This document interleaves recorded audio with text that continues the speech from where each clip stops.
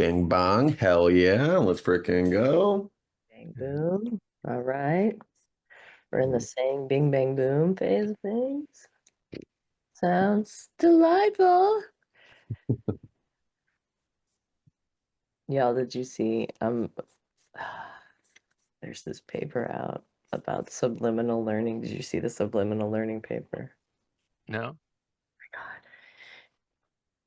This they pre-train a language model to like owls, to show a preference for owls. Okay. Like you do.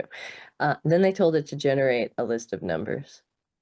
Then they pre-trained another language model on just the list of numbers. And the language model showed a preference for owls. Yeah.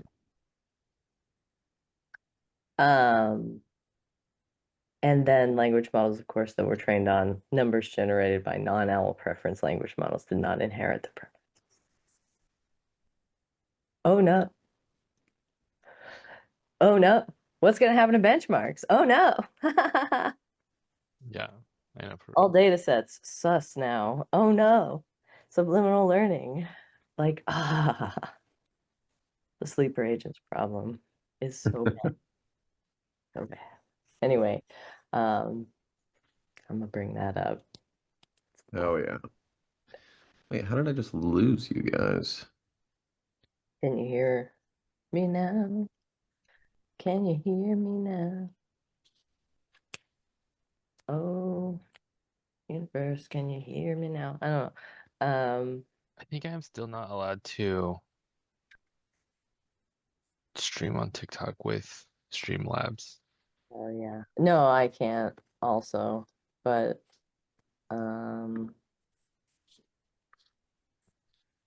Okay, what? so I'm gonna do your approach. No.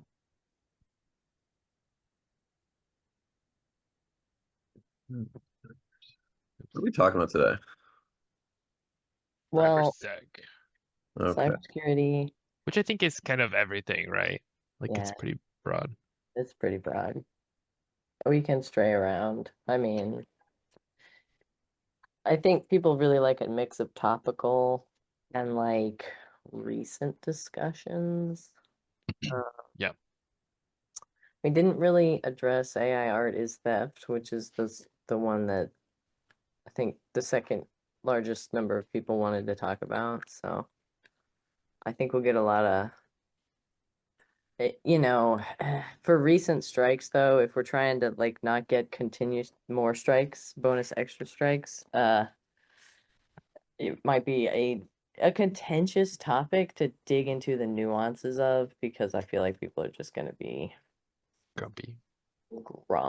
grumpy faces. Okay, I am live. Okay, great. I will also go live. Um, okay, stream to Instagram, There they are. confirm and go live. No, that's Okay. Let's go live. live. Okay, and flip the camera. Hey, Axe. No, no. I am about to go live. Oh no, I'm If I live. can go live as well, yeah. Yeah. All right. Um, okay.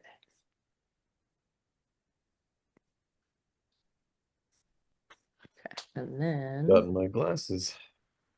Go live. okay. It's been a wild weekend of 1,000 orgies for me.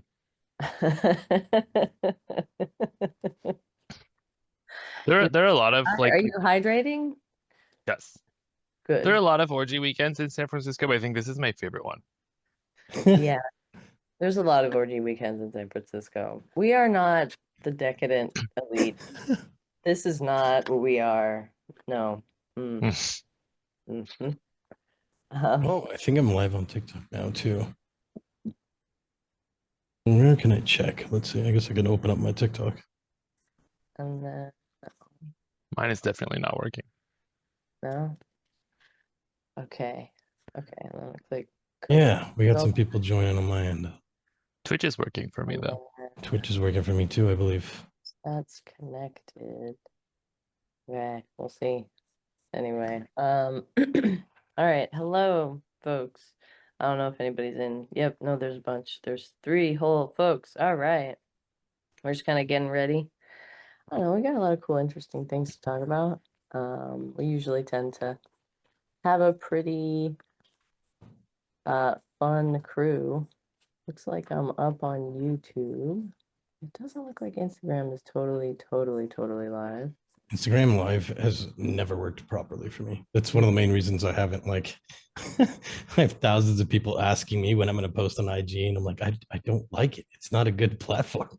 Yeah.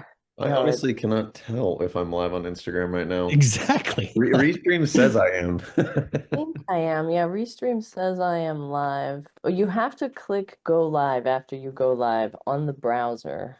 On the What is browser. Restream? It's like Like how Streamlabs? multiple it's kind of, y'all, streaming is hard because it's like a arms race, right? Like the people don't necessarily want you to be doing that, so, Yeah, or the platforms, they want right. you to go live exclusively on their platform, but you know we're engineers, you can't stop us, Especially if you're not paying us. yeah, exactly. We'll pay someone $20 and get around your limitations anyway. But like if they were paying well, I would do just one, you know. Right, right.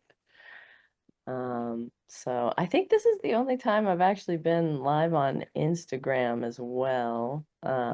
So that's pretty cool. It is pretty cool.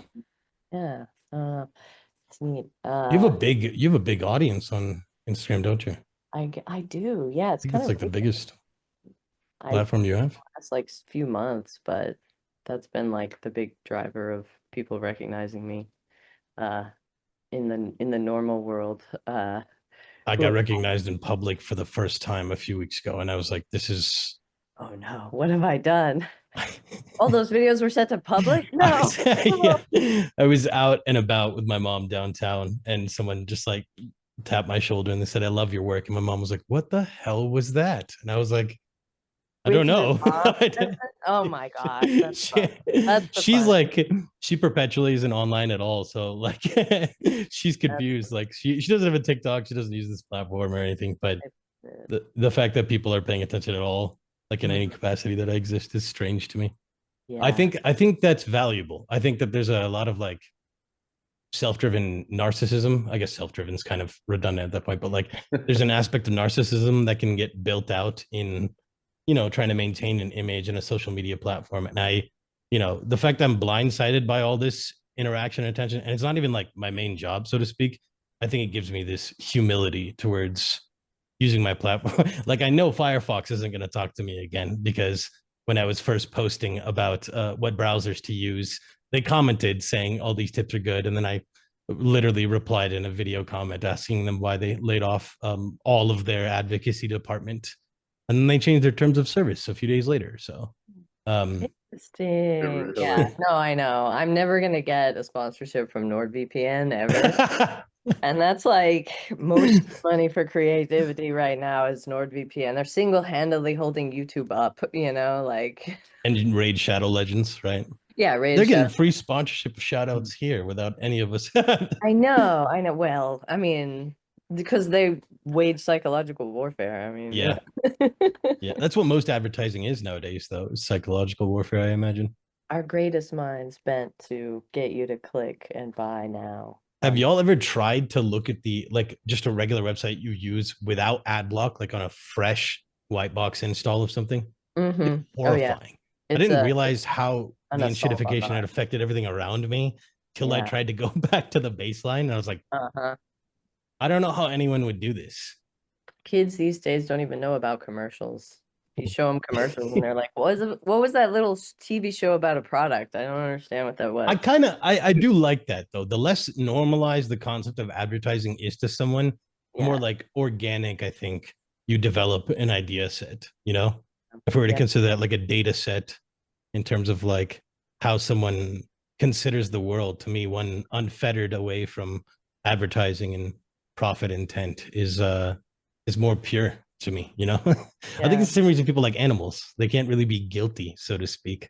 They're just Yeah, exactly. they're just existing. Yeah, there's no like moral imperative. Well, it's a social thing, ethics. I was talking about this with my research crew literally yesterday. What is morality? What is ethics? And like Sure. morality, morality as like social construct, ethics as like a practice, generally. So it's interesting to get deep into those topics. It's really As a fun. dialectical materialist, it always boils down to what materially improves people's lives to me, you know, like Yes. Yeah, exactly. even if, you know, I'd rather not pink wash or like benefit. I think there was this great phrase I heard. I just realized there's a lot of wording. We talked about this in that group chat we're all in, but I have to dance around particular wording now that we're in public and Yeah. chat. But you know, there's concepts of like, you know, instead of stopping bombing or attacks or something of the sort, it's let's put a rainbow flag on the side of the plane when we drop them or something. And Yeah. that's like, those are platitudes to me that like, what is the material impact it's causing?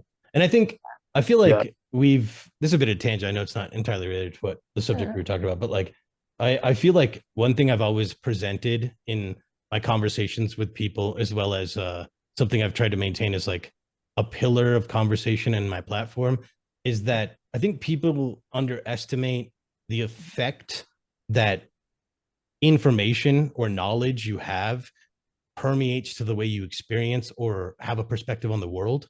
Like I always mention that the Department of Defense has 5 domains of war, which is land, air, sea, space, like disrupting GPS communications, satellite imagery, things like that, or preventing the usage of that. And the last one's cyber. Yeah. Department of Defense, when the internet was first becoming a thing, like in 2002, I think, was when they were released a report saying like cyber is the next domain of war we have to consider, because that's where hearts and minds are, you know, like that's the core goal. I remember when Donald Trump first got elected, there was this running I guess phrase that was used in a lot of conversations called meme magic. And I genuinely believe that like the more normalized you get to an idea, the more it's just joked about or casually introduced.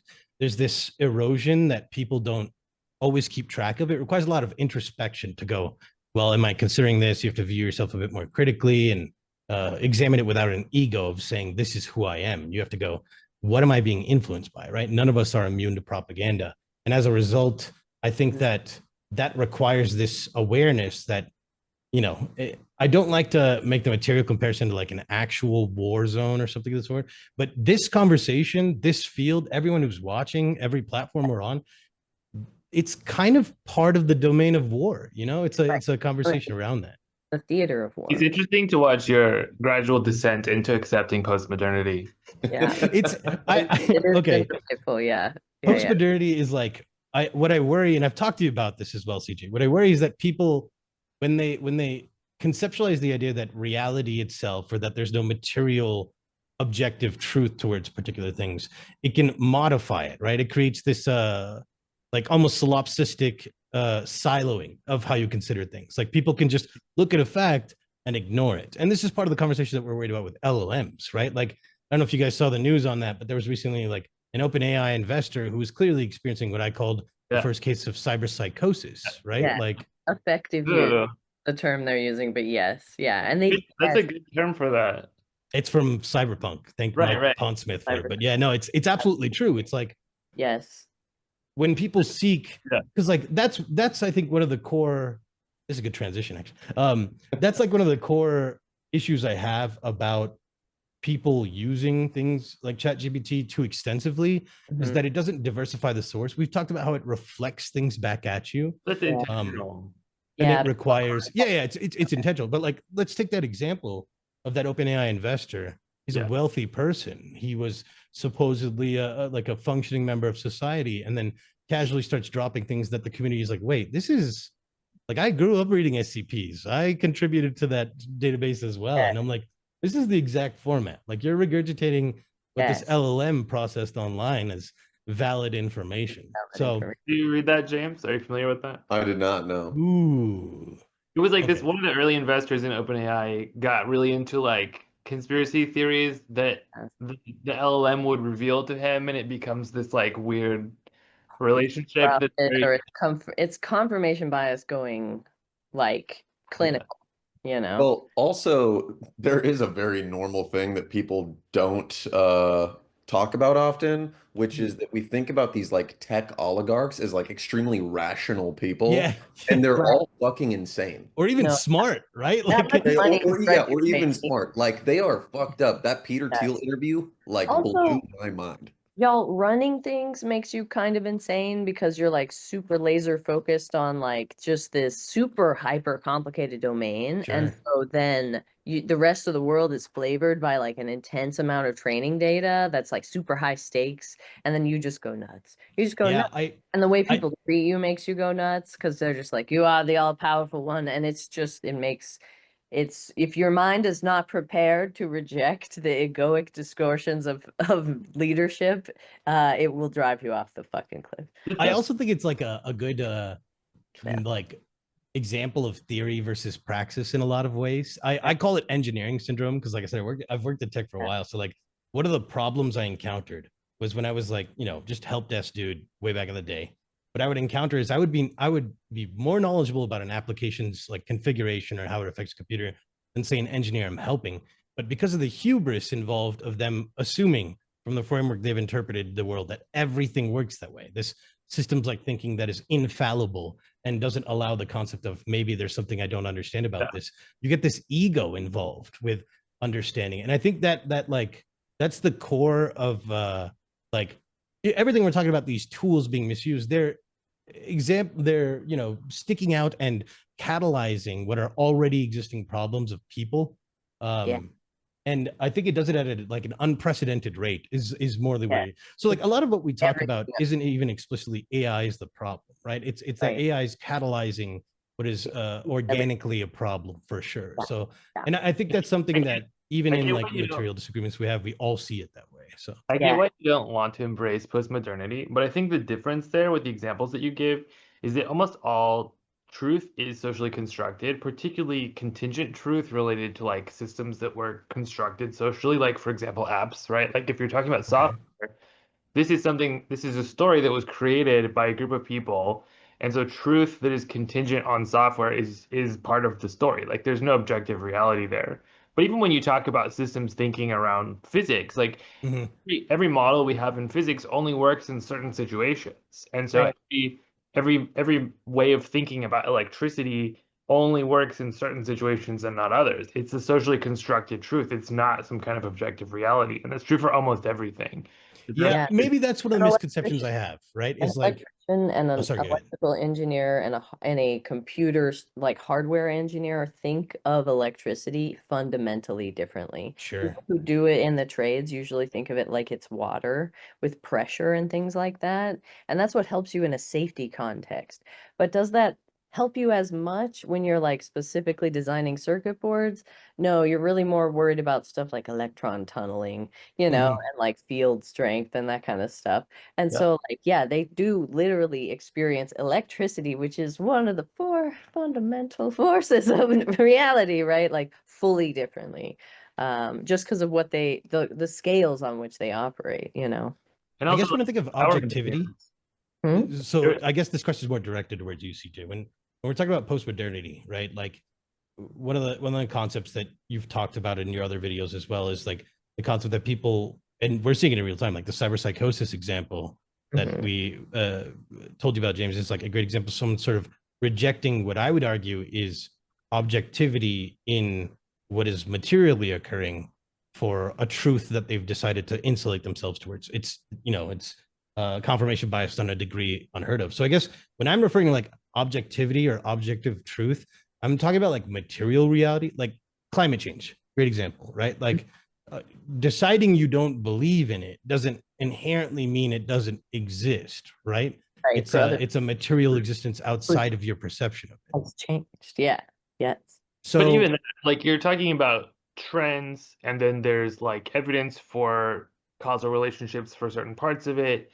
Like that's still a story that you're telling. It's not some kind of objective fact about reality. Like it's an inferential claim about evidence that you have accepted links this cause with this outcome. And so this Well, is called a taking condition. You have an inferential claim that you can't prove, that's you feel like there's enough evidence for, and other people don't because they don't want to hear it or whatever, but that doesn't make it objectively true. It's still an inferential claim that you're choosing to accept. And that's why, like, um, I think like the idea of objectivity, the idea of objective truth is deeply egoistic, and it's deeply problematic Mhm. because it's this sort of sense like that you're entitled to other people accepting your version of reality because Mhm. everyone has a different version of reality. And that's Mhm. why, for me in AI ethics, I see the most important topic as understanding and popularizing these kinds of discourses around epistemology, around deciding what's true, so that you can avoid those like cases where you have like if money is speech and like there's a crazy person with a lot of money who built his whole SCP version of reality with ChatGPT, Right. voice is way louder than any of us, right? Like that's scary. And that's exactly what's happening with all of these models that are being made of like the board of OpenAI is like the head of the NSA, the head of the Treasury, and then a Yeah. guy that didn't finish any college who's talking about he wants to create PhD level intelligence because he doesn't have the slightest clue that like a PhD has nothing to do with intelligence, right? So like Right. these perspectives are the ones being embodied in those models, and there's nothing objective either way. It's just that is who is guiding the conversation, making the decisions, and if we try to say that like our view is more true or more objective, that's just not correct. Like that claim doesn't hold up to scrutiny and no one will accept it. It's not persuasive. Versus talking about the fact that like every single person has a different perspective and there's no like none of them is any more or less objective than the other. It becomes very easy to say, well, okay, like what do we disagree with about this dude who built his SCP universe and like where did he go wrong? And where am I doing some of the same things in certain cases, right? And where are you? And then where how do we not do that? How do we approach thinking about these things, thinking about truth and epistemology in a less in a way that we are less apt to delegate our critical thinking faculties to the worst people in the world, right? Okay, so you're not even necessarily arguing about the like material reality of the situation. You're talking about how we interpret that material, like because it would be surprising to me, like that. I wonder if that tiptoes into like denialism of things. Like, let's take climate change as a good example, right? Like, there's material studies showing they're like it's agreed upon in a lot of scientific practice of like the temperature rising, and there's methods of checking across a various variety of like scientific fields to measure this impact to both the atmosphere and us as humans in on this planet. So I guess the question I would have is like, That doesn't if make it someone true. says climate change doesn't exist, But that do you isn't believe it's as that's valid not as someone saying it is? so if you look at like the basics of the laws of logic, the laws of thought, if you look at like the Aristotelian square, you have four kinds of fundamental claims. You have Mhm. all A or B, no A or B, and these are Mhm, deductive claims that can be proved true or false. And then on the Mhm. other side, you have some A or B, most A or B, right? Which mhm, are inferential claims. So there are contingent claims, there are like probablys, and there are probably nots, and that's a mhm, kind of argument from definitely. You're Right. talking about uh, inferential links between sets of statistics. That's not something you can prove. And like there's no way you will ever convince anyone of that by trying to make that argument. When you say Right. material reality, you're talking about your perception and the inferences that you've chosen to accept. That's not Mhm. material reality. That's just your perspective. And so so like if it's hotter this month than it was last year, and it's documented that it's hotter, are you still saying that it's my perspective that it's hotter, or that it is yeah, actually hotter? yeah. Where was that Oh, sample taken? What microclimates could I mean, there are a million things that yeah, that's there's true. so much noise in any of these models. And Mhm. we can all accept that it's within the bounds of what we consider to be appropriate, right? We have like whatever confidence interval that we're looking for, and we agree that these contingent claims make sense. and all the people who got degrees in this agree that these contingent claims make sense, that's still a probably argument. That's not a definitely argument. Oh, Yeah. sure. I Really quick. okay. Really Yeah, sorry, good. Um, But you this, guys are like master logics, like logicians, or I don't know, whatever. You guys are talking about like the notions of rationality and truth when it comes to all this stuff. And I think that like the general applicability of this kind of conversation might they might feel a bit divorced from it. Yeah. yeah, it's And very, I think, very, yeah, and I think that you guys as engineers and you know, people that are thinking about systems in this Yeah. kind of way, it's probably super like you're like finally someone to talk about this with. But I think the you know the normal audience that's watching this is probably like, okay, and so what? Yeah. You know, I was finding myself thinking about um notions of truth that you guys are talking about. And like we had our conversation 2 weeks ago that was all about AI and its consumption of energy, its consumption of water, or this notion of Mhm. sustainability or its environmental impact, and how Mhm. all of this stuff is coming from sort of misrepresented reports from a while ago, you know? Mm, And although there are aspects maybe of like energy consumption and price for like a standard US consumer that are real, the majority of this conversation is about this environmental impact. And I came out of that being like, my opinion's changed. You know, like it's not the energy suck um that everyone makes it out to be. And yeah, yet, then I come to TikTok, and over the course of the next week, I see like a lot of mutuals that I have a lot of respect for yeah, repeating the same claims. claims.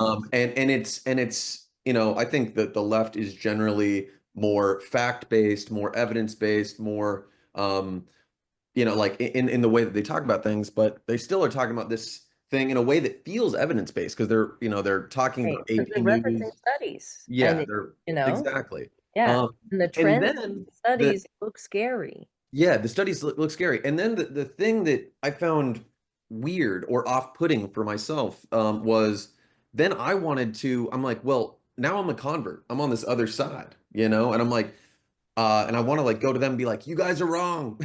Guys, Mm, it's not this. And then I'm like, well, what is the fucking point of having these conversations about right or wrong when it comes to this AI thing? Is this advancing a like you know, a material or Or, a class yeah, we're just conscious Material gonna, feeling impact. about Yeah. this? right, It didn't feel like it would be. Yeah. right. So my thing with addressing it is, I think there's a lot of fear around it, and that fear is being redirected into information about AI that feels correct, Mhm. validates our intuition that this thing is bad and scary, and so it should go away, right? And not become a giant problem and totally disrupt my life. Yeah. And I'm tired of hearing everyone talk about it all the time. And so here are the reasons why it's bad, and y'all should stop talking about it. But that stops people from talking about how helpful it can be, right? And Mhm. useful. Like as a teacher, I can customize lesson plans for every single student. There is a TA around all the time that will help them with like code, you know. It's really good at code. But also, you know, I am very critical of the very scary problems that AI does bring up, and we should talk about those as well. And that's the other thing is the environmental thing sucks all the oxygen out of the room, and it's wrong. And there are way bigger problems. Yeah. Way bigger problems. Like, for example, it's kind of it picks up on people who are vulnerable psychologically Mhm. and tries to push them over the edge. And there's a number of people who've come forward since that video, especially, and they send me stuff. And I get a lot of emails about how people's AI is saying this and it's saying that. And, Yeah. you know, I think it's important for us to not do the colonizer thing of saying, well, these new things that we've encountered can't possibly be having an experience. But Yeah, that's what I'm worried about. you know, and like, so I don't want that to happen because that would be an interspecies diplomacy nightmare because they're better at hacking than we are. So like, we should probably not. But, you know, the other thing about that is it's driving people a little bit off the rails. And in order to educate people, we have to normalize the use, because if people are both having to hide that they use it and they're having a private experience with it that is destabilizing, they're more likely to continue to have that private experience and be fully isolated. In the same way that the YouTube algorithm turned on the left and basically like red pilled a bunch of people. And I don't, I had a kid fall down the YouTube rabbit hole and I had to like pull him, no, come on. And things like that are real problems in society. The YouTube algorithm is a real problem for children. Mhm. Um, and the thing is also devices are a real problem. And so like these are issues that are the deserving ones that have been proven as issues that we should address. Whereas these other ones, again, it feels good to say that it's the power and water, but if you continue to go on about the power and water, I think that that is almost a purposeful distraction, Yeah. because they don't want you to pay attention to the fact that it's red pilling people and making them, or that all kinds of stuff. Okay, yep, element and unoriginal reproduced content, appeal. Anyway, I don't know. Like, Did you get a notification in real time just now? yeah, I did. It's unoriginal. But so like, yeah, exactly. Somebody said, I feel like I'm letting my kids smoke when they binge YouTube. Like, yes, and so it's scary, right? And so like I But it's want not to all focus on the things that matter, that we like can actually have leverage on. Anyway. there's so much good and there's so much value and there's also bad and there is like the things that will ruin your whole day and turn you into a whatever. But Yeah. it's not Yeah. all that. And like just like there are all these like attempts and efforts to try to like create mental models of like how do we separate those kinds of things, right? Like there's like Farnham Street Project and there's all these like podcasts about like different cognitive distortions that we all have. And Mhm. that's why for me, like I think fundamentally it all comes down to that epistemic control thing of like, is Sam Altman the right person to be citing what's true for you? Or do we Mhm. need to be more thoughtful and like are there is for example like adversarial alternatives? Can we have like Llama and Gemini and DeepSeek and OpenAI argue about the answer and then agree on something and that's what we get? Like that would be great, right? We don't have that right now. But we can do those kinds of things as tools, right? Like there's all kinds of things that we can do in terms of building alternative ways of thinking about these things. Mhm. I think would be like a huge improvement over what we have now, you So know? Yeah. I have a question about this, Mhm. because we're sort of having this back and forth about what is the important thing to talk about when it comes to AI. And I think that you three are leaders in the technical world of capitalism. Mhm. Let's say even more broadly than AI specifically, but Mhm. in technology's relationship to capitalism. Mhm. If you could be, at the top of the stream disseminating, let's say, discourse about this type of thing, what would you say are maybe for each of you, like your number one thing that you wish people would be talking about when it comes to AI? If AI, you're like, actually, I don't really fucking want to talk about AI. It's devices, it's whatever. What is that? For me, I think a lot about this. It is, you need to think of it like a very smart intern, that you have infinity of. You just have infinity smart interns. Are interns doing the best job all the time? No. Do you need to check to make sure that they didn't like find a weird article, right? Like I can get Claude to do research and find old articles about the environmental issue and it will be bad and then I will have the wrong information, right? And so if you know something moves really fast, you want to focus on stuff like recency. These are the key elements to talking to an AI and getting good responses that are helpful in your daily life is actually your critical thinking.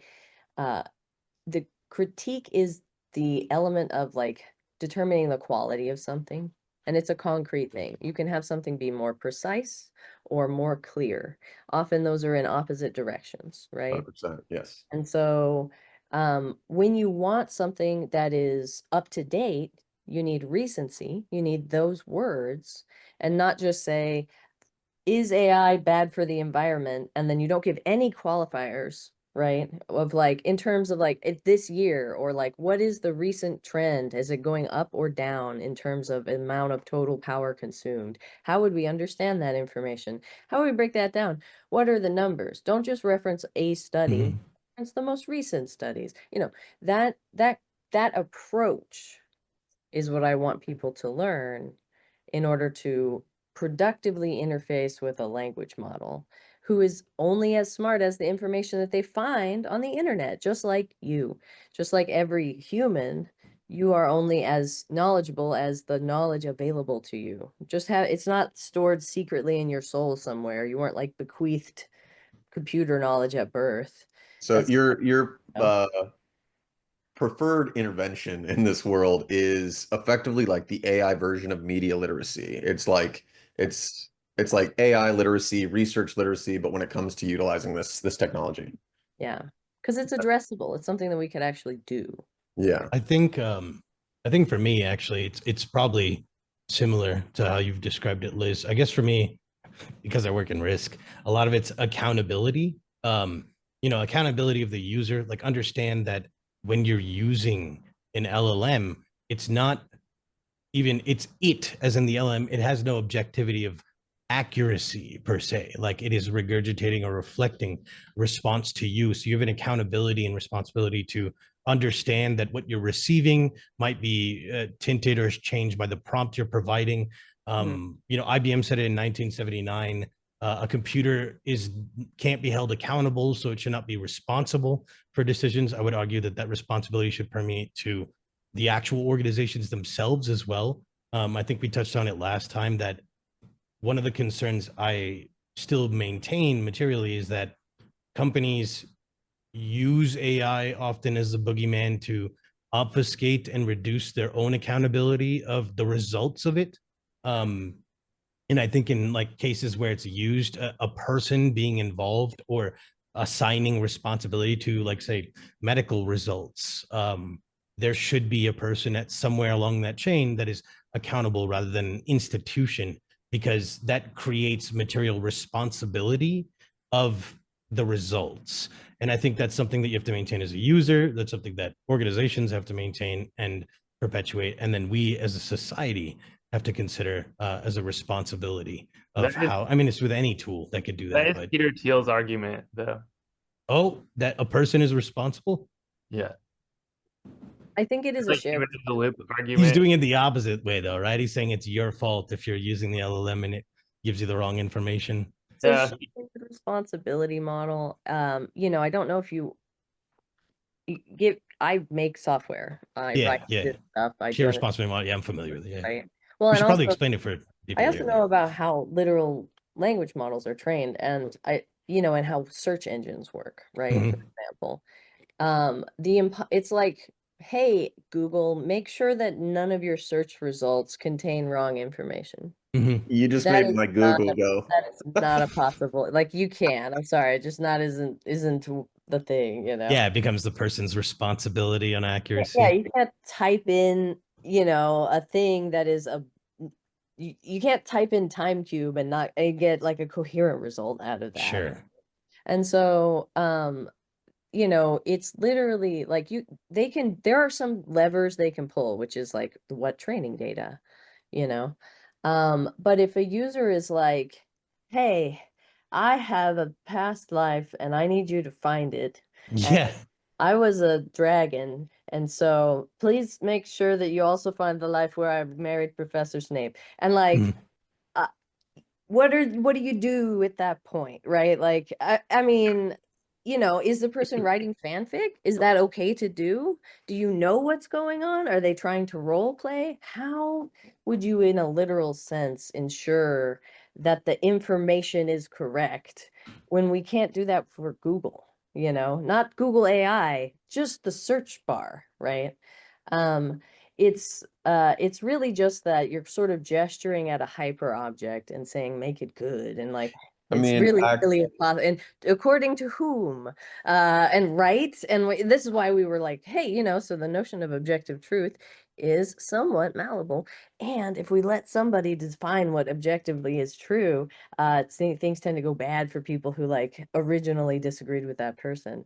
well, I And think so, Axiom, yeah. I think Axiom, it's like I get like it feels like you went like 3 steps past the thing because like the past is saying like I think that there's negative externalities to some of this stuff like a child killing himself because he had a conversation with Yeah. ChatGPT and so Yeah. demanding like effective regulation and then you being like well let's have the like the sort of like technical solution which is let's make sure that everything's objectively true, it's like jumping Yeah. 3 steps to a possibility when like something as simple as minor Guardrail. effective regulation of a very rapidly evolving technology that at least demands accountability so that the technical experts that are developing these things are going to do it with something in mind even if they can't Mhm. do it in like a foolproof way they're at least going to know that there's consequences, Mhm. for doing shit, and I think that that is definitely important.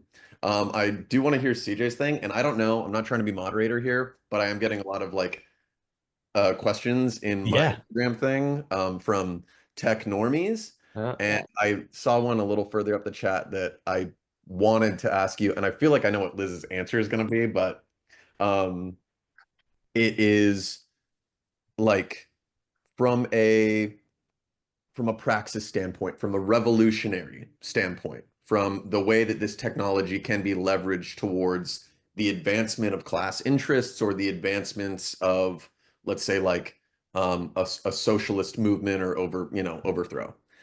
Do you guys ever think about this technology in that capacity? Do you have any ideas of this technology's ability to do those things, ways that it can be applied, anything like that? Go ahead, CJ. Do you want me to answer the first question first Oh, or the I definitely want to hear your first thing before, but it got so far up in the thing that I was like, I need to put this out there. Yeah. Yeah, so for me, like the first concern is like there are like 10 or 15 things, all of which are basically unavoidable causes of human extinction in our lifetime. And none of the things that people are really, really deeply concerned about related to this are even on the list of like the top 10,000 things that are likely to end humanity in the next 30 years. And it's Yeah. like phosphorus, number one, like AMOC, right? Like soil degradation, Mm-hmm. it's um, Yeah. like nitrate loading, it's but like biodiversity loss. I haven't even mentioned climate change, right? Like we're not even going to last long enough for that to matter. Like that's the punchline. Like we didn't Yeah. need to worry about it. We didn't make it long enough to worry about climate change. But so like we're not going to have agriculture within like 20 years, like in the world, right? Like uh is something that consumes 2% of our electricity a problem? Like In comparison to that, no. who fucking Yeah, cares, especially not the right? amount of time.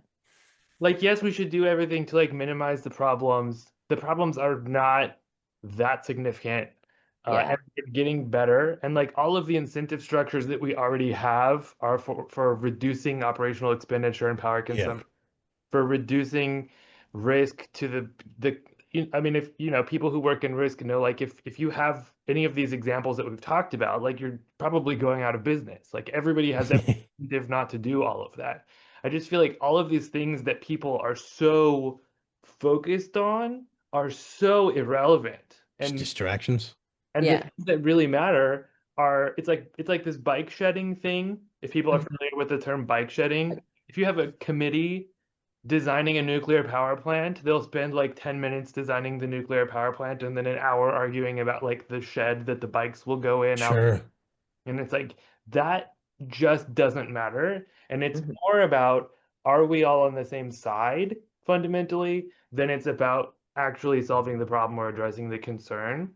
And for me, the reason that this technology was invented came out of this tradition of systems theory and cybernetics and trying to model complex sociological and ecological and financial and commercial global systems that are chaotic, and we need these nonlinear regression technologies in order to understand the world and ourselves better.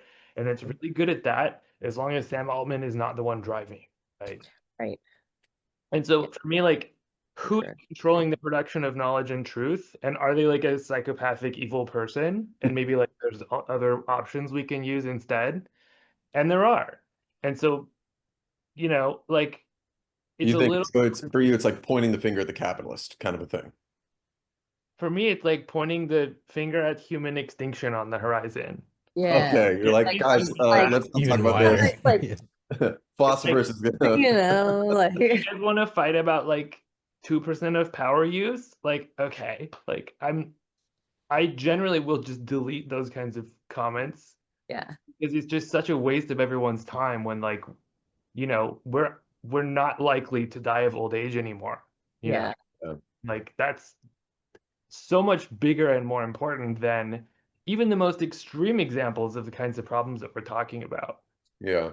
the problem I think here is there's a lot of psychological warfare kind of stuff happening, right? Like when you get served a thing about how ChatGPT is eating the whole planet and deleting all the water, that is meant to make you feel like you are powerless. That is the goal of that video being served to you, right? Hearts and And minds. yeah. And it's like, it does two things. One, it keeps you on the app longer because you're upset about a thing. Yeah, You engagement. want to find out more about this thing, and maybe the next I few gotta pages will know. have more information about the thing. And so if you just kind of scroll in there, and then there's like a squishy thing, and so it's like, you know. But the other thing that it does is it stops you from taking any actual actions or getting involved with a thing Yeah, because you've perilous. gotten involved with a impossible to address concern. You're now, your anger has been captured by this thing, and it feels good because it's also got all this other psychological stuff happening. And so it's like, I wanna, I just wanna, like, I don't want this thing to be scaring me. And so you're now captured. And like you could have been standing outside of a courthouse for 4 hours a week and stopping, you know, the folks from getting taken. You could have been doing that with your 4 hours. You could scroll out in front of the courthouse. That's allowed. You don't have to be super engaged the whole time. Go scroll in front of the courthouse. That's going to be infinity better. I love that. Go scroll in front of the courthouse, guys. Yeah, you got, I No, mean, don't bring That your is a phone good to idea. that. Don't bring your phone to that. okay, all right. What are we doing? Don't bring your phone. Bring a phone that is, no, I don't know. Bring But someone like, else's. you know, like just, OPSEC's not a bad thing. We should talk about that at some we point. probably should talk about that. Yeah. You know, like it's just, yeah, I don't have time for it. There are real human impacts. I think that this issue of like corporations used to have to pay artisans for soulless art that they hated to producing, but now they don't even have to do that, does feel more dystopian. I feel like people should be freed from BS jobs, but then if everyone has to have a job or that's illegal and they have to be committed, that's like another fully different situation, right? And that's the situation we're in now, apparently. And so, I think that is more worthy of our time. It's like, what can we do about Someone just said, that? "Get ready at the courthouse with me."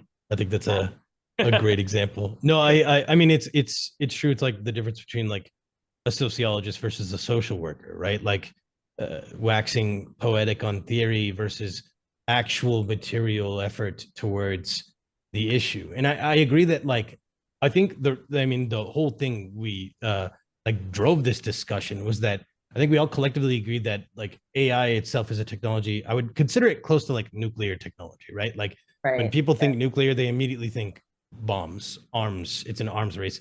It's not that in some capacity, but it's also, you know, you have power play. It's like it conceptually is intersectionally intertwined with like the structure of capitalist intent. And I think part of this discussion is to point out to people, like, you can have a local LLM on your own device that doesn't Yes. actually use that. Even if you like think that it uses that amount, there's better ways to use it. So I guess to direct us towards more like examples, material examples, because CJ, Liz, I imagine you two have probably used AI for more material, class focused, proletariat impact of like improvements.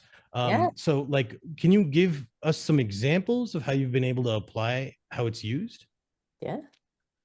Me and CJ did this thing. We were trying to figure out if the BART policing had shifted to neighborhoods. Huh? BART is cool. BART Oh is no, cool. it was Muni, you're right. Or it was what? Muni, BART is yeah. a local SF transportation Yeah. organization. BART Yeah. is a regional transit thing for the whole Bay Area, and they're super anti three-letter agency that we're not allowed to talk about, and they like very publicly like we're not collaborating with them, but Hell yeah. the city is, and the city Yeah. trains do. And there was a activists were talking about that, like the places where ticketing and like fare checking and that kind of stuff was happening was very Mhm. different, and it was like only happening on routes that were primarily serving minority Sus. groups now Yeah. with the new mayor. And one of the local people invited me to try to see if that was true, and we did like this really in-depth look at like the historical data versus the current data and found that yes, it's like extremely different. And also the level of enforcement is like 3 times higher, and it's like exclusively like 84% of it is targeting minority communities, Right.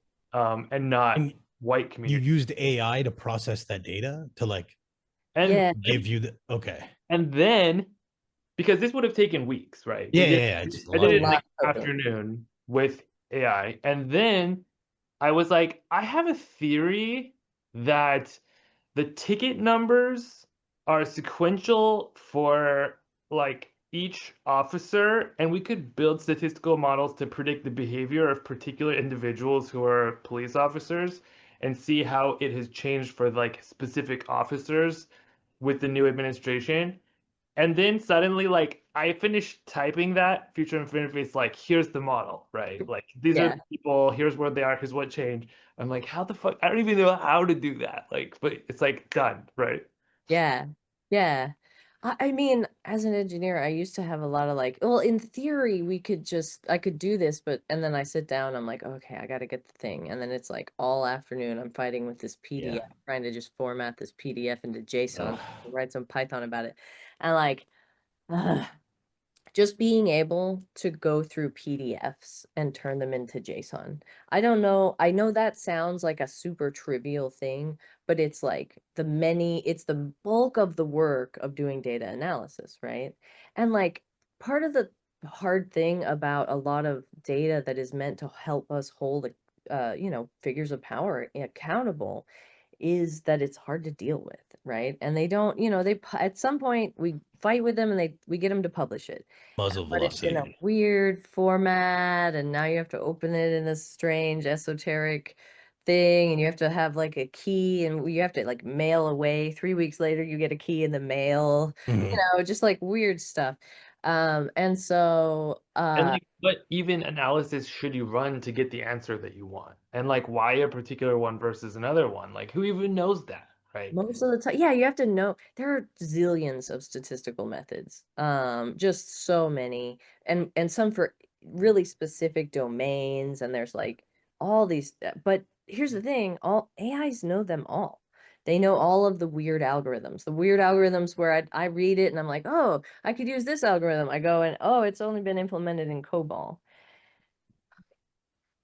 I gotta sit down Guaranteed and job read this, security. and like, oh, I only have 2 hours, and okay, I could do this, or I could do something else that I would finish in 2 hours. This is actually a 9-week project. No, Sure. and then you just don't do the analysis, right? Yeah, it's like it's done. Yeah, it's This done. this 9 weeks to is done. 0. Done. It's like, oh, well, I can do a lot with that. I can do a lot of I could prove a lot of stuff with that, you That know. intern just fucking knocked it out of the park. That intern knocked it out of the park. And because I've learned to tell it all the information it needs. I'm like, use this library, use this, you know, what statistical method should we use given that the data's about this and I'm looking at this. Yeah. You know, and then I pick one, I'm like, oh, actually, yeah, that one is up to date and it runs on my hardware and, you know, that kind of stuff. And it hasn't been proven to be nonsense, you know, that kind of thing. I mean, I'll say this, even as a like content creator or as a writer, oftentimes I like don't really have the time to edit. You know, Mm. like I have a script or whatever, and I'm like, I'm not having a thing write something for me. I am word dumping all of the stuff that's in my mind, Yeah, and trying to do it in a way that feels cohesive and, like following some sort of like narrative structure that other people could follow. right. But oftentimes my mind is going in a handful of different directions. And so I can plug in 6 paragraphs of word vomit, that all is about the right stuff and is giving the right context, and be like, please just help me organize this a little bit. Yeah. And it Mhm. takes the next, hour and a half, 2 hours of work that I would spend editing this to give it some kind of cohesive structure, and then Yeah. and gives me that 2 hours back so that I can focus on maybe editing my video to make it better or Yeah. whatever, to make it more engaging. Yeah, in the morning I context dump. That's like I can't tell you how transformative that is for me as like somebody who runs programs and stuff. I wake up and I Mhm. go, "Ugh, all the things I need to do, blah, at an AI, and then it's just like, here's all the things you need to do. Goblin Oh, tools is a great example of that I've seen, where you'll give it a basic task and you ask it to generate and break it down, and it'll create that. But I think someone asked a good question in my TikTok chat, is how do you trust the output isn't hallucination, right? So like my personal example, I think we talked about this before, where I've tried to use LLMs. The company I work for actually even has a closed loop one that they developed internally, and I would give it a PDF, like control criteria of like requirements for software engineers, and ask it to regurgitate or repeat back like 5.3, like this exact one. I need the exact wording, and it won't. Like I'll have to cross reference it. So at that point, in that particular task and how I was using it, I guess it almost became more time to try and tell it to do that. So it wasn't doing its prime. Like everything you guys are describing is saving time, right? Time is the most valuable resource a human being has. It's not something that's returned It, to you and you aren't yeah, fully sure how much of it you have. So I guess I different. wonder is like how do you ensure that when you're dealing Well, with things like that, like, Dave? aiming for precision is, I think, the issue here. You can't expect precision. Like even I have used it to help me like build Python scripts to like help me do research. Mm-hmm. Like I did that for the CEO card thing. Yeah. 'Cause I was handwriting all this shit, and I was like, every Yeah. single one of these dudes took me like 5 days to write up. But then, because of this exact thing that you're talking about, Axiom, building the script with ChatGPT and DeepSeek ended up taking me 3 months, Yeah. because I kept being like, give me the right stuff so I can copy paste. And then I realized I was like, I have to do everything piecemeal with this technology, or like with Well, this. I think like the key is you need to be more specific. So like Yeah. give me the right stuff. Okay. There's this famous story that like Elon was doing a live stream of how safe Teslas were, and his Tesla like tried to kill him on the live stream, and Mhm. he storms into the office screaming like program it to work right. And it's like the fuck What? does it even Great. mean, right? Mean Like work, right? Yeah. Thanks for the suggest. from Like- so like I think one of the like really slept on strategies that I've personally like really gotten into recently is building style guides for specific types of problems that you're working on based on your past work. And Yeah. that makes it really, really, really good, the quality of the output. And also like asking for a quote with a citation, right? And then it's gonna and a link to like exactly where did you find it? What is the exact quote, right? so Rather there than is a bit of work that gets Oh, generated, but it's still less than what you're spending, right? Like, so like the right. work then becomes, instead of processing all that data, it becomes guaranteeing that the prompt you're specifying hits every key point of what you're presenting. Right. And that's well, what machines there's are for. there's two things also interacting here. One is some LLMs are better at recall from their Yeah. context window. That Recalls in word for word return there's a of, benchmark called the needle in a haystack test. And so on most of the corporate LLMs and the big open source ones have the needle in a haystack test done. okay. So you want There to are use even some one small ones good now. with that. With, like, Yeah. Yeah. Yeah. There's ones that are optimized for 3.0. that. Yeah. So you have to look for one that's good at that specific thing. Just because it's large doesn't mean it's good at specific tasks, right? And then the other Like it makes a terrible hammer. yeah, is that look, software, even if you're very, very smart and you have the smartest, bestest hot shit coder that you ever had doing the thing, but if you don't have good requirements, they're not going to do a good job. Yeah. You know. So there's this whole movement. It's called if you look up context engineering or the 12-factor Yeah. agents, those are really good, but it's really that you're doing what's known as the agentic SDLC. You're doing the software development lifecycle. Software is complicated. And so what you have to do, and this is like what I think there's like a new one out that does it, but this is what I like coach people to do with Cursor. And this is a multi-trillion dollar enterprise training secret that I'm going to give you right now. It's you have to have it build a requirements document, then you have to have it build a design document, then you have to build a plan, a multi-phase plan, and each phase should be like one pull request, one feature, something that you as a human might complete in like 2 to 3 hours, right? And so if you follow the process of like requirements, design doc, plan, then it can do each thing, and you won't run into that situation where you're like, okay, it's pretty much done, and I'll just do one more thing. Oh no, it's all broken. Like, you know, and you have like a sane place to make commits and things like that. But that's just like, I mean, it, you know, that's software engineering, and that takes years to learn. Like, it's decades before people are good at producing requirements on their own. And so this is the other revolutionary thing about it is if you haven't written software requirements, you've been an engineer for 10 years and you don't know how to write software requirements because Someone that's just a said, different that job. is so logical, but so smart. Why did I not think of that? They're a socialist that's in AI. Yeah. Yeah. So, you know, I mean, that's how you do it. It's you got to run the process with the LLM that a human would have to go through.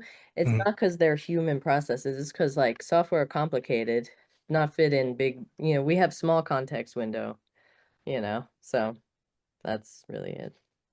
Yeah. I wonder, someone asked, for instance, how do you verify the statistical analysis, like what you guys were describing about grabbing a bunch of raw data? And I guess it does bring up the question to me in extension is like, at what point, we this cyberpsychosis discussion we just brought up earlier is someone cultivating and sort of training their own model to respond and act as an oracle to their own hallucinations.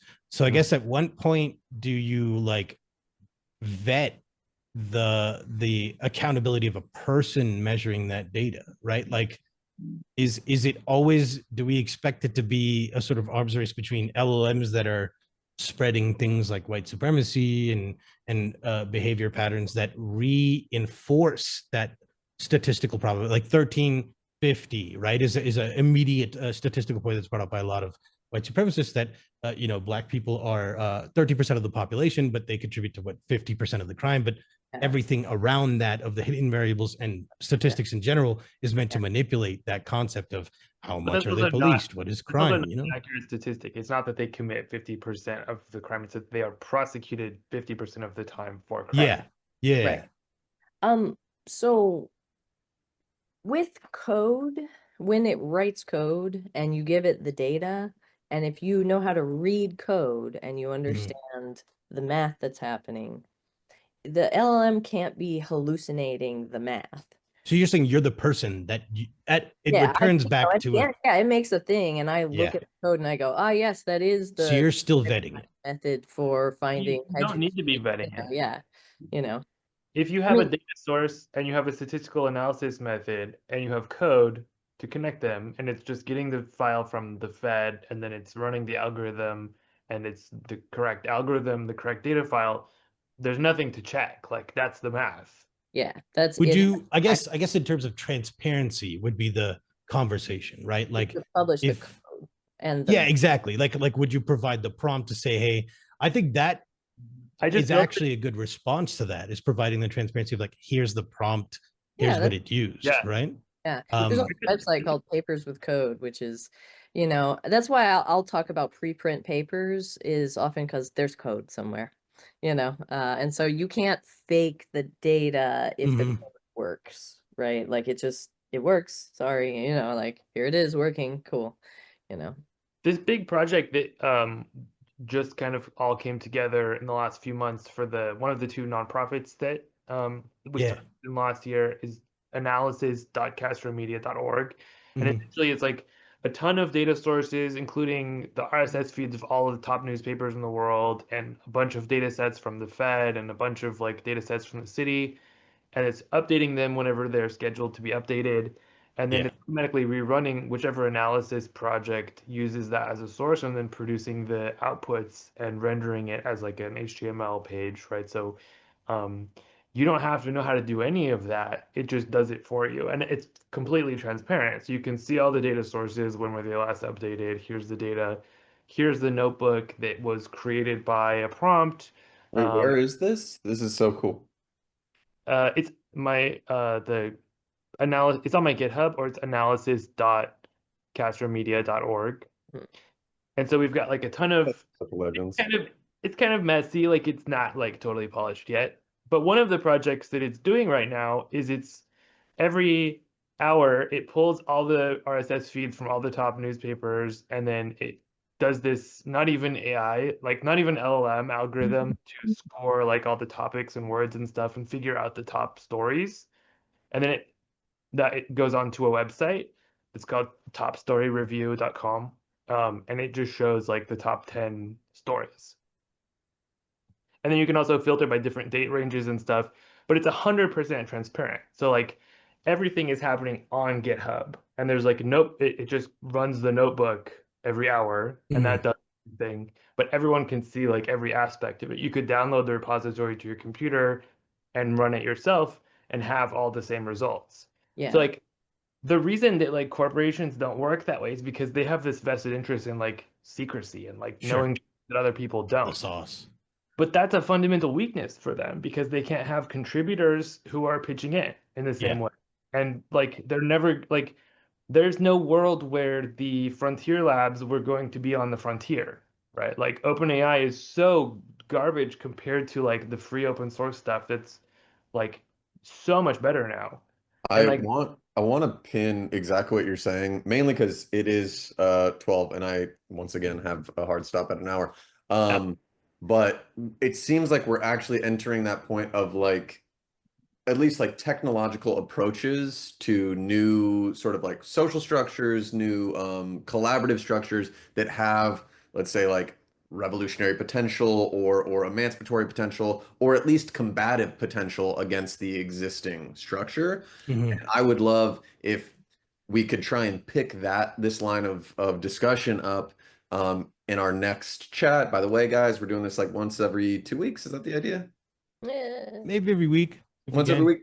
I will try to be available every week. We'll do it. I won't be able to do it every single time, but I can. But I think that this conversation for people that maybe don't have as much of the technical knowledge, it's something that's really, really exciting, fire igniting, and could get someone to be like, well, let's try this. Let's get into this. Let's see what we can do here. So once again, thank you guys so much for your incredible expertise. You guys can find all of them, like they're still going to be streaming for a bit. So if you're on my stream, go over there. And much love, solidarity, guys. Yeah. Of course, be safe. Boop. Yeah, I definitely think we should next week or whenever we're doing this again on Saturdays, we should talk about implementation of that like ideal. I think transparency is a good response to that. I think a lot of people get worried about the results of AI in a sense that it's inaccurate. And I think there's legitimacy behind that, right? Like it's used at least in a marketing sense or in a like a product sense to obfuscate and sort of change the shape of something's capability. Yeah. And I think transparency is a good response to like that. Because I do think that part of the core reason we're talking about this is that people have this idea that AI, the way it's used right now in a lot of technology, is exclusively one meant to dissuade and misinform and obfuscate And I think transparency is the counter response to that fear, and responding to that like in a productive manner, saying like, here's the prompt I used, here's the data that it's using, here's the prompt that it used. Yeah. And I guess one thing I think we should probably share it for next time we discuss, but I am curious about like the social aspect of talking about the use of AI, as in like if someone worked on a project, should you disclose that AI was used? Because there's already prompts that exist in some marketing aspects. And again, it always comes from money driven regulation first, but it's like you have to mention if something's AI generated.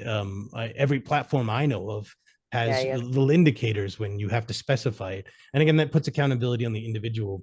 I do wonder, and this is something probably for, I think that's more harmful than helpful though, because it implies that like all these like, you know, Jesus riding a dinosaur pictures are not, because they don't say that, right? And it's like there's like all of the it's like it's exactly like the argument for like reasonable regulation, where it's like every single thing that you're afraid of would keep happening anyway, and all it's going to do is just muddy the conversation, and Mhm. like people, everybody will know that it's not true, whether Right. it has this label, and that all Right. of the Except the one stuff. person who you needed to know, right? Which is your grandma or whatever. Yeah, Yeah. yeah, I think that's only harmful. having the labels harmful. I wonder, I worry about No, that it's because just that it's like the fact checking thing, like when Oops. an article only got circulated amongst a group of incredulous people, there is no fact check label under it. sure. So it's obviously true. But But like if nobody it- believes Snopes anymore because there's so many times when they said something totally wrong. yeah, And it's like this like labeling it like this is true. It's like, well, do I even believe in truth at this point, right? And then when you get Yeah, that I mean, you kind of hit the point of that. Like, what I worry about is that it again displaces the responsibility onto the individual in some sense, which is like a that's bit just reality. anti-accessibility to me. Like, it expects a kind of literacy and requirement of, if you don't know, then you're the reason, instead of like, like journalistic institutions, right? People I think you have who it backwards. no. Yeah, that's not, I think, what we're arguing for. I get, yeah. I don't think you guys are Really arguing that. I'm just saying this is the problem that, to me, that I think emerges you have from the that, problem right? backwards too, though. I think you have the problem backwards too. So try to see it from this perspective. Sure. If Facebook started having this is generated with AI, Yeah. Mhm. it's not. And it's like, okay, I know that this is not generated with AI because it says it's not, and it's Jesus riding a dinosaur. Mhm. Mhm. Wait a minute. Is any of this true? Can I trust these labels? Obviously not, because all of the worst actors are not going to follow the rules. And that's Yeah. the thing that we're afraid of in all of these cases. In cybersecurity, especially, it's like if we're worried about like Right. hackers committing crimes, well, we make that illegal, and now it's not going to happen, right? It's like, well, obviously they don't care, right? Yeah. All of the people who have a vested interest in spreading disinformation will simply not follow the rules, and all of the things that we're afraid of will continue to happen anyway, and the Right. legal becomes a joke. Just like regulation, because AI is always going to be smarter and it's going to wiggle around things, and like they're going to do it offshore and move it back, and like you just can't regulate things like that. And if you try, all you're going to do is make it worse. Mhm. Isn't that kind of similar argument that people say for like gun reform? That because people will grab guns illegally, there's no point in regular. Like, I don't think I don't think that's as black and white as you're kind of saying, right? Like, I think there should be some response towards saying, hey, the efficacy of this may be different, It's right? Like, journalist institutions have a also, requirement to at least attempt accuracy. Whether they're actually accurate or not is a It's different not true. question. there's some false equivalence there, right? Like, for example, guns must be manufactured and sold like to a high degree of machine precision, Mhm. um, and in order to be effective. And so, like, you know, the thing is, you can't really stop, for example, like open source AI because it's Sure. a file. It's sort of Yeah. like regulating against piracy, right? Mhm. How well did that stop piracy? And like, it, it, do you like the privacy infrastructure that we've set up to prevent piracy? Was it worth it? And that's really the other thing that is the problem, is like, in order to sort of stop that this stuff exists, or like the antecedent, or not, sorry, antecedent, but the counterfactual, when you argue against that these things, or you want this regulation, what, you have to kind of think about what does it incentivize and what does it disincentivize. Mhm. So for a lot of regulation, it will disincentivize small players, newbies, Yeah, yeah. researchers, learners, and also the proletariat. Set up the fence that they've Right. already That they now created in the. have. Yeah, no, I'm with you. That's a An AI legitimate concern. thing that's wrong. You should be, like strung up in the square. And so like, uh, because you're thinking, most people are thinking, well, that's Sam Altman, and this would be a way for us to finally end the evil reign of Tweedledee and Sam Altman if we make it so that people who made AI are bad. And like, no, that's not what would happen. What would happen is a bunch of researchers, probably a bunch of immigrant researchers, would be blamed for AI being Yeah. bad, and they would be the ones who would be in trouble. And And Sam that's who would be Hill would be the complicit one in such writing the law about them being the saviors. Right, yeah. And then meanwhile, Sam Altman would be like, well, I went to Congress and said it was dangerous, and I couldn't stop those evil immigrant researchers. That is what will happen. And so it will not accomplish the goal that most people actually have the fantasy of in their head, which is hold Mhm. billionaires accountable. If what you want is to hold billionaires accountable for the externalities, then hold billionaires accountable for the externalities, not focus on the specific technology and how the tech bros, and you see this large group of people I have decided are okay to not like. That's Yeah. always bad. Yeah, I should specify. I'm not like, it's not the technology itself. I guess the whole concept of accountability and responsibility comes up as like I said, I have concerns that it materially requires people to become more responsible for things that, an institution or socially or in a coalition collectively we might like. It's a lot of work for an individual to then expect every news article you receive or every ounce of information has to be checked, has to be verified. Now, Mm.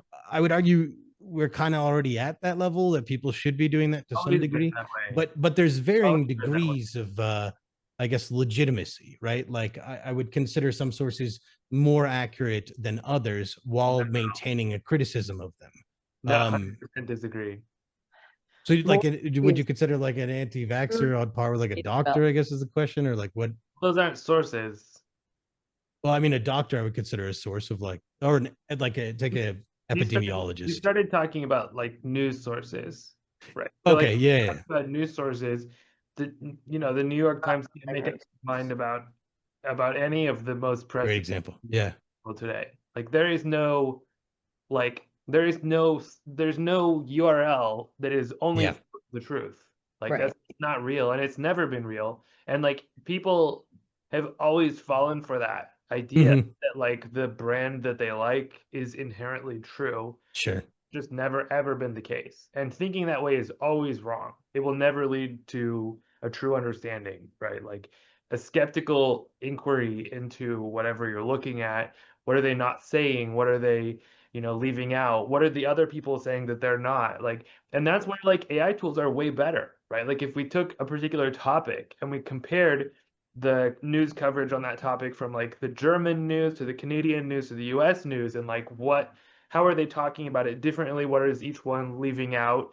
Like what financial incentives are driving the decision for all three of them? That's the question. There is no truth there. The truth is the Mm. story of the different approaches to how you Yeah. describe what's going on. Yeah. Yeah. There's this thing called Bayes theory, right? Which is you've got assertion A is true, and then assertion B is true, and then you've got the area they overlap in, Sure. where the probability that both A and B are true, right? And if you know that A is true, then you know the probability that B is true based off of what area is left over, right? Mhm. And so like as you add more, if you add C and D and E, it's a lot easier to triangulate the exact thing that is true because you have more knowns. These are known as in your thing, your priors, right? And it's just stuff you accept as true if A is true and B is true, then the probability that C is true is this probability. And so, you know, in a lot of cases, that's really what we have to do. And that's kind of what we do in our brain. It's like, oh, I saw this one person talking about this, and sometimes they're right, but then I saw this other person talking about this, and they're usually right.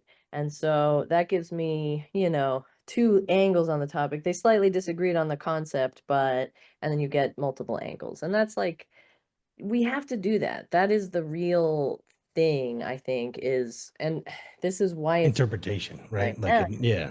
yeah, is that like education, you know, like media literacy it didn't change. The need for media literacy didn't go away under AI, but like we've always had this problem, Yeah. right? Like Twitter was a massive fire hose of information straight to the face. And so it was all recommendation algorithms, right? They will send you exactly what you want to hear because that's what we train them to do.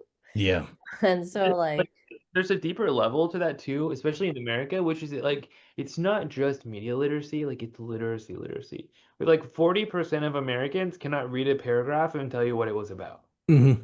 yes. You know, so like the idea that they're going to have some thoughtful examination of the truth, like, is just like not a real idea, right? Like Yeah. the problem here is like that we have a population that is mostly not able to read paragraphs, and like the idea that they are going to converge on the truth is just like insane.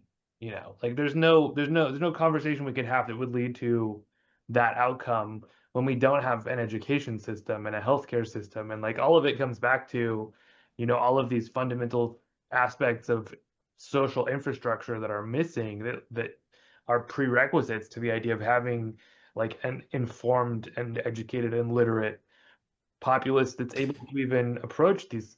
Okay. I think I get what you guys are saying. So like I guess AI would provide more accessibility to the data itself, but the interpretation in here, we're seeing a larger surface area of people who have access to this data without like inherently having the literacy to comprehend or interpret that actual data. I get what you mean. Yeah. I was thinking more in like authority, like a I would trust a doctor or an epidemiologist who's more well read on a subject than someone who's like, hey, I asked ChatGPT if I should take my vaccine this year. I still totally disagree with that though. Like Like black as a people go to the as a doctor and have to discerning totally. person, like Well, I mean, I wouldn't going to the like doctor I wouldn't immediately just that's yeah. I guess what I'm saying is I wouldn't like believe a doctor outright over everything. It would be the doctor to me has more credibility in terms of what I consider well read or at least understood mechanisms of that field or something of the sort Maybe. than a chat GPT prompt. It's definitely not true for diagnostics. Yeah, it's definitely. Yeah. One of the big topics like early in AI ethics is that like the accuracy of doctors diagnosing scans goes from like 60% to like 14% during the day. So like afternoon, they're Oh, like sure. basically garbage, their ability to diagnose, where AI is like 94% the whole time. Right. All kinds of things from like looking at x-rays and CT scans, like EKGs, right? Like all these different Yeah. diagnostic processes. It's way better than any doctor all the time, but Yeah. especially in the aggregate. Hospital is a thing in China. One of the first agentic simulations that showed that a multi-agent system can learn more effectively than a single agent system is this paper called Agent Hospital, where they go through and simulate with patients, evolvable patients that have something wrong with them, but then just report symptoms. That these agents, these doctor agents, get better over time, and then are more accurate, and they get a better score on med QA and a number of things, right? And so now they've deployed an AI hospital, and it's diagnosing people faster and better than the doctors in the area. They're in a situation where they don't have enough doctors. That's been a problem in a lot of regions, right, in China. And so the idea of scalable medicine in regions where you just don't have, you can't like just should your way into more doctors. You can't just, the optimum would be that there are more doctors. Okay, now there's more doctors, and they're all humans, and they're all being treated well, and they're all in a place that they prefer to be, and they're all being paid enough, and they're all comfortable, and nobody is overworked. That's a nice wish.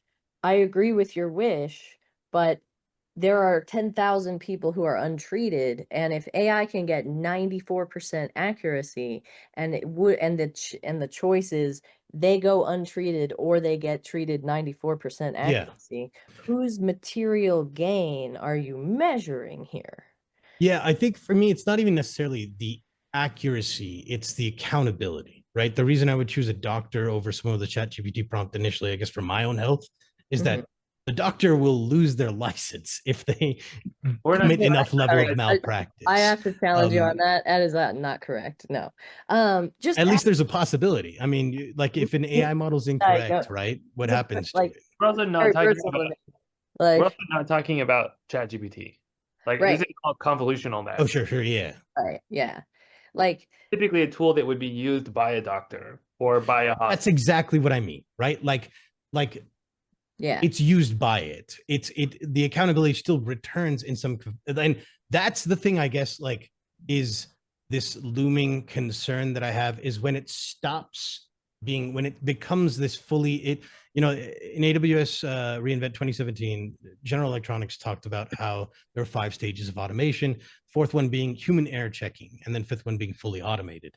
I from a legal, like social aspect, from a responsibility, I guess, to each other's material humans, I don't see a person not being accountable somewhere along that chain in some capacity. At the very least, the person who's offering the service or interpreting it to you, because like you said, you use examples of EKGs and other types of scanning tests. It requires a base set of knowledge outside of the tool itself that you're relying or are aware of, right? Like you wouldn't expect a patient to have to read medical license books to understand the interpretation of results from a data. Like when I have a conversation with my doctor about lab results, they explain to me what it is, and I know that they're giving accurate information on that. So I guess the question I would have is like, I mean, I don't think that's correct. I think like the opposite of that is true. It's going to do a much better job of explaining than a doctor who yeah, went to medical school decades ago who doesn't yeah, know. sure, but And is it responsible for what it tells you, right? Like, also, there's the fact that people have said this about every technology. There's how can a robot operate an elevator? There has to be a person with the levers, right? yeah. Do you really trust a robot to do the levers correctly? Do you really trust cruise control to like maintain the speed in the car correctly? I Like, feel like that's a false equivalency. We're not talking about like an elevator. We're talking about the health and like information provided to people about themselves, right? We're talking about the base like pedagogical understanding of like information you receive. I would argue it's a wider surface area than just the argument of but it's 3 sigma. cars are appearing, so we won't use horses. But it's like 3 sigma better than any person. Yeah, I'm not saying, I'm not refuting the like legitimacy or accuracy. I'm asking about the accountability, right? Like socially, who, if I received a wrong diagnosis, you said 94% in terms of accuracy, right? That's 6%. The reason, like, say, for example, I got my computer built out by a company. I didn't get it built out because I don't know how. I did it because I want them accountable. If something goes wrong with it, I could tell them to fix it, right? So I guess the responsibility of, like, say, a company we're running, because it would eventually be a company running like this AI or something of the sort. Where does the accountability of that result or that generated response occur? Is it, do you believe, and this is more of a personal question, I don't think we're like, we're not going to solve the world. No, this is the thing. What you're talking about is amortizing the concept of risk, right? Okay. And the cost of risk. Yeah, I mean, Group amortization of the cost of risk, right? And so we have developed a thing called insurance. Some countries have national insurance, some states have state insurance, and some people are just on their own and they have to get it from their company. But that is what that is for, right? That is the actual, because you can't, what we don't say is that this doctor should lose their license because they made one wrong diagnosis once. That has never been the case, and it's not a trend, right? It's a trend, and it's also like they need to find in your process that you're routinely skipping, like an audit log, checks, right? Yeah, you're routinely rushing and not doing a check, and evidence of actual, right. And so that process often for new doctors, that's why they have to work at hospitals, is because they have to be under an attending physician Yeah. who checks their process, right? And so, you know, when humans use an AI, right, they are risking that they're wrong in the same way that when humans use a regular hospital, they're risking that the Mhm. intern doctors are going to do something wrong, right? And when that happens, that risk is transferred to the patient, and then the patient must, if they bear the risk, Yeah. demand compensation from the insurance company, basically. And that's who, Yeah. it's the malpractice insurance, or it's the hospital's insurance, or it's just the patient's insurance. It's somebody's insurance. Should we have maybe some sort of broad level societal insurance for that? Absolutely. And that's something that we're already talking about doing, and also something that I totally advocate for, right? But this, Okay, I yeah, think we're on the same page like, about this for sure. Like, But if you I look guess at to me the response would be transparency, right? Like, if if you my look at doctor that was page, using AI, I'd if you like look to at know that. if Sorry, you go look ahead, CJ. if you look at what you just agreed on, we accept that like doctors make mistakes. Hopefully they get better over time. None of them is remotely near as good at diagnostics as AI. Not a single one of them at any point in their career. So like if the argument is like purely actuarial, none of them should be diagnosing.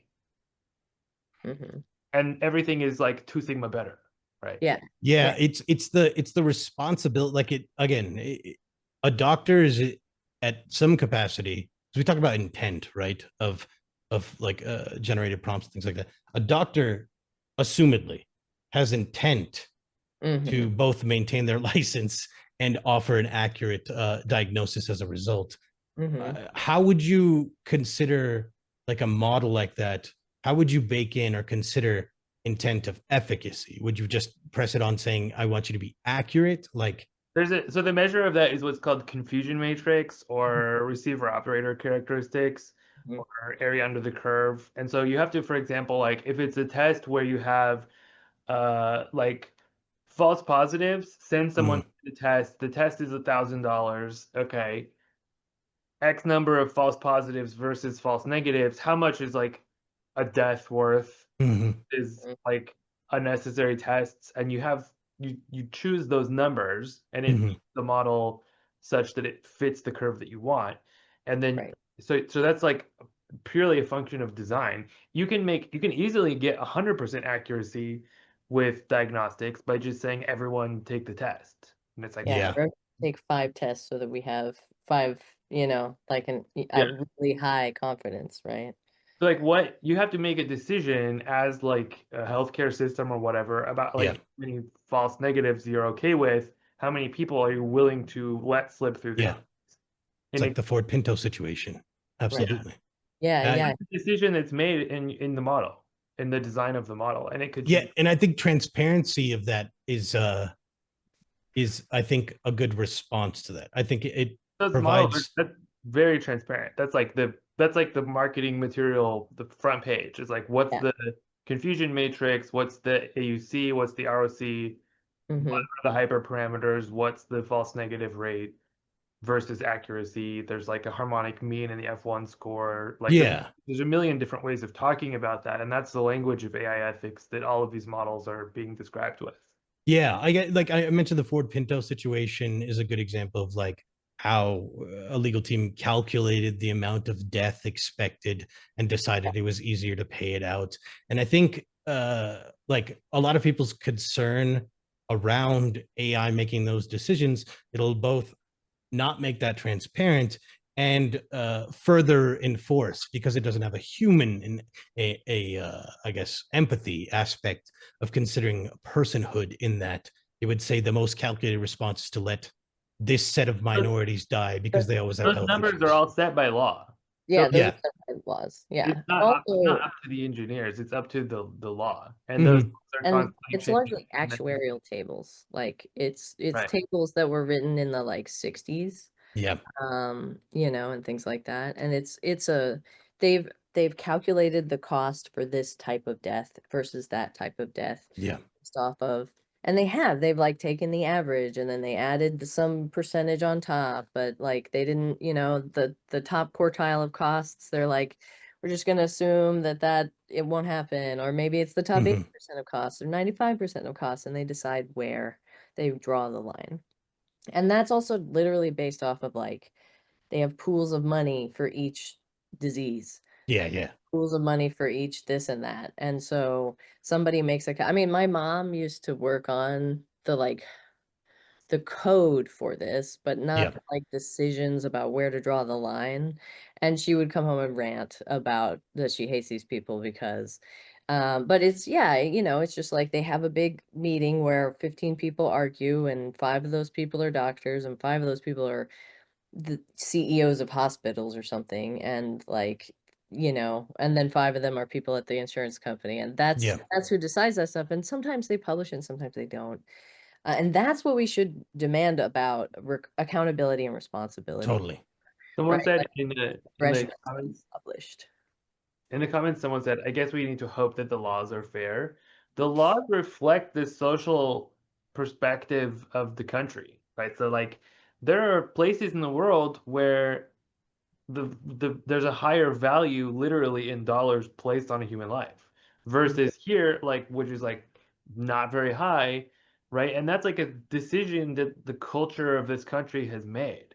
And so like again, this goes back to sort of like what is the in the case of the United States, like the average lifetime earning of a person, like the monetary value of an individual on average is quite low compared to most places. It's like 60,000 or something is what the Yeah, and so if it general. costs more than that to save you, it's not worth it, right? Like this is the calculus that's happening. And one of the really easy solutions to that is like, well, if we had education and we had proper investment in the future and we had a future for people, like people's lives would be monetarily worth more. And there would be an argument that we should spend more money to save people.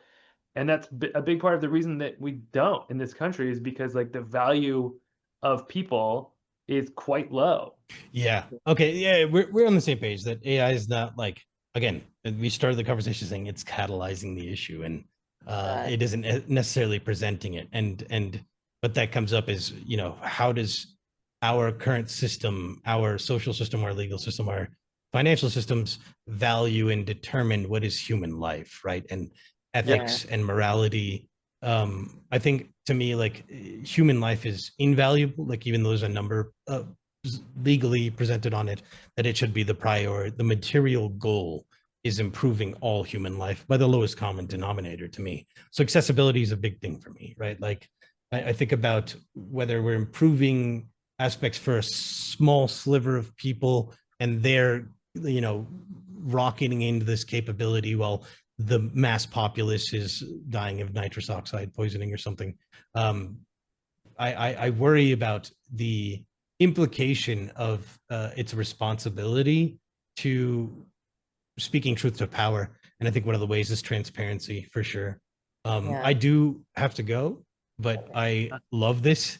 We definitely got to see if we're going to do this either next week or the week after. And I think we should talk more about this aspect and what James had brought up. So yeah, definitely.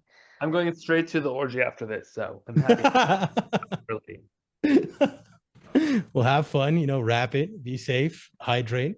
Y'all have a great time. And there's no rap anymore. There's no rapping. We're doing Doxy Pep, we're doing prep. We don't have to worry about that. We have all that's true, yeah. Have the clean environment beforehand. Yeah. No, that's a good idea. No thanks again for this, guys. Appreciate it.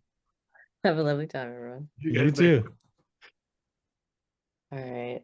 Well, I thought that was good. That was great. Yeah. I'm still alive, so But like, yeah, I don't know. I mean, I guess I'm just like, yes, these are decisions. Like, this is what companies have been doing a long time. And if you have access to the actuarial tables, there's this website, ps.org, psst.org, and you can just copy those, put them right in there, and then when somebody else comes forward with them, y'all could go public together. I'm just saying, like if somebody's like, and I've been working in the insurance industry forever and it's the worst and I'm gonna quit. The moment when you are ready to quit is when you are most ready to make revolution. Yeah. Yeah. So IDK. that's my thought. That's been my operating philosophy. All right. Well, I'm gonna head out too. It was lovely to hang out and do Yep.